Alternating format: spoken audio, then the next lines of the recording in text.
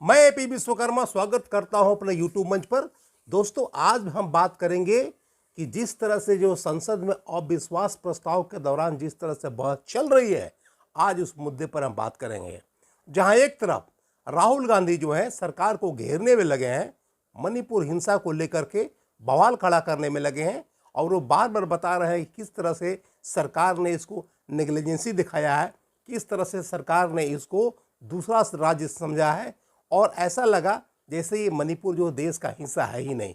इस बात को लेकर के काफ़ी बहस हुआ, तर्क वितर्क हुआ और अपने स्पीच के दौरान राहुल गांधी ने सीधा सीधा हमला किया।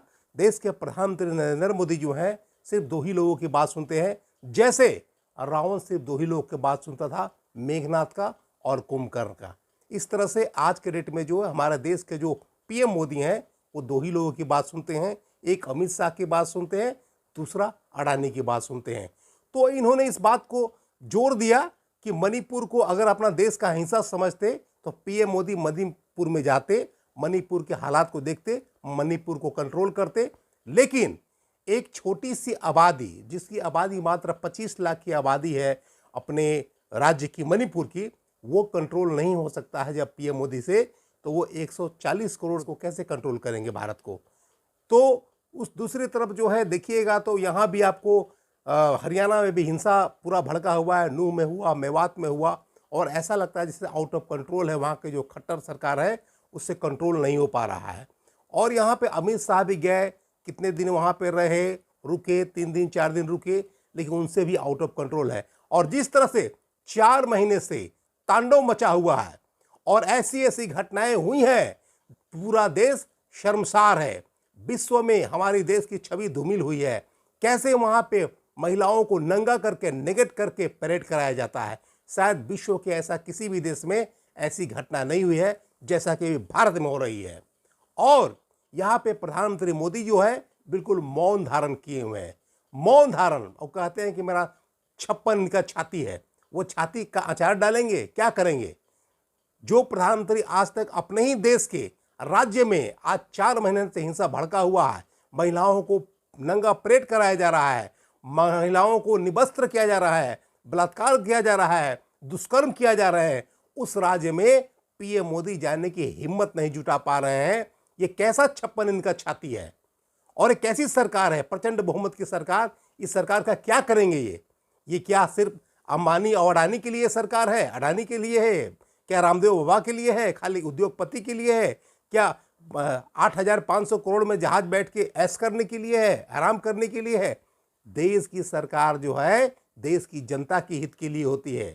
हर राज्य की सुरक्षा जो है केंद्र की जिम्मेवारी है, अमित शाह की जिम्मेवारी है। और दूसरी तरफ निर्लजता तो तब होती है दोस्तों जब अमित शाह ये कहते हैं कि हमारा मुख्यमंत्री एन बीरेन सिंह जो मणिपुर के मुख्यमंत्री हैं इसलिए नहीं हटाया गया कि वो कोऑपरेट कर रहे हैं, और उस मुख्यमंत्री को हटाया जाता है जो कोऑपरेट नहीं कर रहे हैं।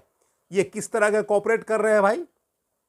जब महिलाओं को निवस्त्र करके नंगा करके नेगेट परेड कराया गया तो वहां के एन बीरेन सिंह जो है मुख्यमंत्री बोलते थे कि ऐसी तो सैकड़ों घटनाएं होती रहती हैं, मतलब कहीं ना कहीं उनके संज्ञान में है। और इतना बेकार, इतना रद्दी, इतना कमजोर और इतना जो है संवेदनहीन मुख्यमंत्री पूरे भारत क्या पूरे विश्व के इतिहास में कहीं नहीं होगा, जो खुद कहता है कि ऐसा सैकड़ों घटनाएं होती रहती हैं, हम लोग कुछ नहीं करते हैं। ऐसे मुख्यमंत्री को एक सेकेंड भी रहना देश के लिए घातक है, मुख्यमंत्री पद के लिए घातक है और समाज के लिए घातक है। और कैसे जो है बेशर्मी से कहते हैं, अमित शाह कहते हैं कि हमारा मुख्यमंत्री कोऑपरेट कर रहा है इसलिए नहीं हटाया गया। क्या इसीलिए डबल इंजन की सरकार है? क्या इसीलिए डबल इंजन की सरकार है कि वहां महिलाओं को निवस्त्र किया जाए, वहां महिलाओं को बलात्कार किया जाए, महिलाओं को यौन शोषण किया जाए, वहां पे सेनाओं को मारा जाए, वहां पे तरह के हालात पैदा किया जाए कि पूरे देश शर्मसार हो।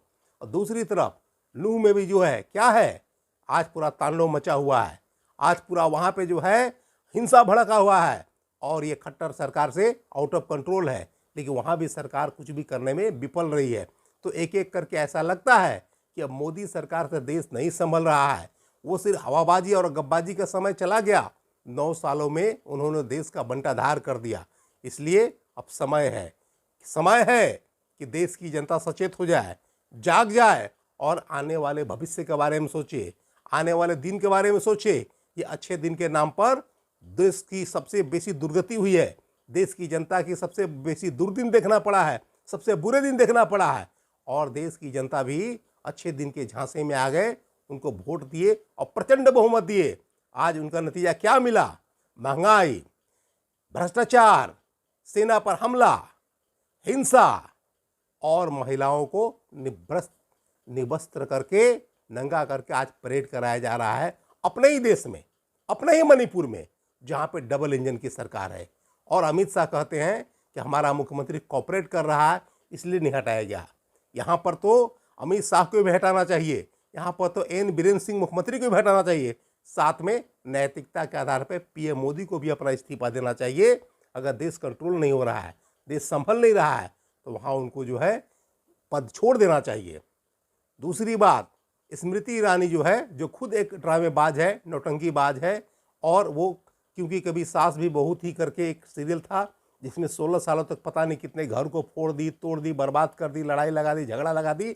वो कहती है फ्लाइंग किस के मुद्दे पर जो है अपने आप पर लेती है कि हमको फ्लाइंग किस की, पता नहीं कितना सच है क्या झूठ है वो जाने, लेकिन मुद्दे को डाइवर्ट करने के लिए, बातों को मोड़ने के लिए, मणिपुर हिंसा से बचने के लिए, बहुत सारे जो हिंसा हो रहे हरियाणा में बचने के लिए, अपने देश की या सरकार अपनी कमजोरी छिपाने के लिए इस तरह के बातों को मोड़ रही है सरकार कि ये किसिंग वाला मामला जो है, फ्लाइंग किस वाला मामला जोर शोर से उठा रहे हैं। और राहुल गांधी की शिकायत की जा रही है कि इस तरह के किए हैं, एक बचकाना हरकत किए हैं, गलत हरकत किए हैं, जिसे गलत संदेश जाता है महिलाओं के बीच में। ऐसा नहीं करना चाहिए। उनकी कार्रवाई की मांग की गई है। जो बीजेपी के जितने भी नेत्री हैं, वहाँ पे नेता हैं, उन लोगों ने मांग की है अपना लोकसभा अध्यक्ष से कि इस पर कार्रवाई किया जाए। तो कहने का मतलब यह है कि मुद्दे को भटकाने के लिए फ्लाइंग किस का मुद्दा आई होप जहाँ तक चल रहा है।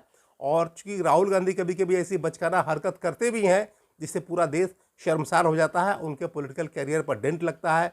कभी किसी को आंख मार देते हैं, कभी गलत इशारा कर देते हैं, कभी फ्लाइंग किस कर देते हैं, कभी नरेंद्र मोदी से जाके गले लग जाते हैं, कभी कुछ कर देते हैं, कभी कुछ कर देते हैं। इन सारी बातों से बचना चाहिए राहुल गांधी को। राहुल गांधी एक देश की उम्मीद है, एक आशा है, भरोसा है, और इस तरह से विपक्ष के सबसे बड़े दल के बड़े नेता हैं, सबसे पुरानी पार्टी के बड़े नेता हैं, अगर इस तरह से बचकाना हरकत करेंगे, चाइल्डिश वाला हरकत करेंगे, तो ये पॉलिटिकल कैरियर पर उनका डेंट मारता है। इसीलिए आज 2004 से वो एमपी हैं, सांसद हैं, लेकिन आज तक उनमें वो मैच्योरिटी लेवल, जो परिपक्वता होती है, वो शायद डेवलप नहीं हो पाया है, इसीलिए ऐसी हरकत करते हैं। तो इसे लेसन लेना है, एक सबक लेना है राहुल गांधी को भी कि इस तरह के हरकत ना करें, वो गंभीर मुद्दे पर गंभीर चर्चा करें और बातों को अपनी रखें, सरकार को घेरें और सरकार को हटाने का प्रयास करें, क्योंकि देश आज उनकी ओर बहुत उम्मीद की नज़र से देख रही है। और ये बात तय है कि नरेंद्र मोदी से आज देश कंट्रोल नहीं हो रहा है, वो हर मोर्चे पर विफल हैं, हर चीज़ में वो फ्लॉप हैं, और सिर्फ झूठ की सरकार है, जुमलेबाजी की सरकार है, ये झांसे की सरकार है। अच्छे दिन आएंगे, 15 लाख खाते में आएंगे, बुलेट ट्रेन चलेंगे, 100 स्मार्ट सिटी बनेंगे, सारे गाँवों को एमपी लोग गोद लेंगे, डेवलप करेंगे, और बहुत तरह के 2 करोड़ साल में हर नौजवानों को रोजगार दिया जाएगा। बहुत तरह के तमाम झांसे दिखाए गए, सपने दिखाए गए, लेकिन हुआ कुछ ठन ठन गोपाल। इसलिए ग्राउंड लेवल पर रियलिटी में कुछ देश की जनता को मिले, सरकार ऐसी हो जो गरीबों के लिए बने, सरकार ऐसी हो जो गरीबी के दूर करे, बेरोजगारों को रोजगार दे, लोग नौकरी सृजन करें, यहाँ उद्योग धंधा लगाएं, देश को डेवलप करें, तरक्की करें, न कि अंबानी अडानी के साथ बैठ कर ऐश करें और उनको बेनिफिट कराएं और उनके फायदे के लिए पूरे देश को, संपत्ति को बेचें और उनको विश्व का दूसरा अमीर आदमी बनाएं। इसके लिए सरकार नहीं है। सरकार है कि यहाँ हर आदमी सुखी हो, संपन्न हो, देश ग्रो करे, तरक्की करे, हर हाथ को काम मिले, हर गरीब को सहारा मिले, हर लोग को रोजगार मिले, और देश विश्वगुरु तभी बनेगा।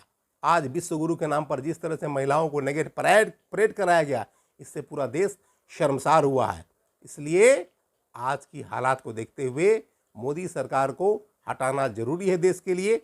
इसलिए जो INDIA बना है, उससे अपील है कि वो अपनी बातों को ठीक से रखें, गंभीर मुद्दे पर गंभीर चर्चा करें, और राहुल गांधी या तमाम जितने बड़े नेता हैं वो अनाप शनाप में उलझने के बजाय इनको कोई मुद्दा ना दे बीजेपी को, और गंभीर मुद्दा पर गंभीर चर्चा करे, गंभीरता से बात को ले, और उनका एक एक कदम जो है देश की जनता देख रही है, मॉनिटर कर रही है, और अगर कुछ गलत हरकत में फंसेंगे, इस तरह के अनाप शनाप काम करेंगे, तो हो सकता है कि देश की जनता उनको फिर से रिजेक्ट कर दे। इसलिए एक देश की उम्मीद की किरण है INDIA, और अगर एनडीए को हराना है, मोदी सरकार को हराना है, वापस भेजना है, इनको भगाना है, तो INDI को जो है अपने जो है कॉमन मिनिमम प्रोग्राम बनाना पड़ेगा, और हर जगह जो इनका एक ज्वाइंट कैंडिडेट है, माने संयुक्त उम्मीदवार जो है देना पड़ेगा एनडीए के सामने, क्योंकि जहां वोटों का बंटवारा होता है वहां से एनडीए आराम से जीत जाती है, और जहां 37% वोट ला करके बीजेपी आज प्रचंड बहुमत में है, 303 सीट बीजेपी को है, 353 सीट इसके पूरे अलायंस को है, एनडीए को है, वहीं पे विपक्ष 63% वोट भी ला करके भी जो है बिल्कुल बहुत कोसों दूर है ये बहुमत के आंकड़े से। 272 जो जादुई फिगर है उससे बहुत दूर है, और सबसे बड़ी पार्टी जो है राहुल गांधी भी जो है या कांग्रेस भी हो, मात्र 52 सीटों पर सिमट गए हैं। तो इस चीज़ों को बदलना पड़ेगा, परिस्थिति को बदलना पड़ेगा, और आगे के लिए रणनीति तैयार करनी पड़ेगी INDIA के लिए कि कैसे मात दिया जाए एनडीए को। तो दोस्तों आज के वीडियो में इतना ही, मिलते हैं अगले वीडियो में। अगर आपको वीडियो अच्छा लगा तो लाइक करें, शेयर करें, चैनल को सब्सक्राइब करें। Thanks for watching this video.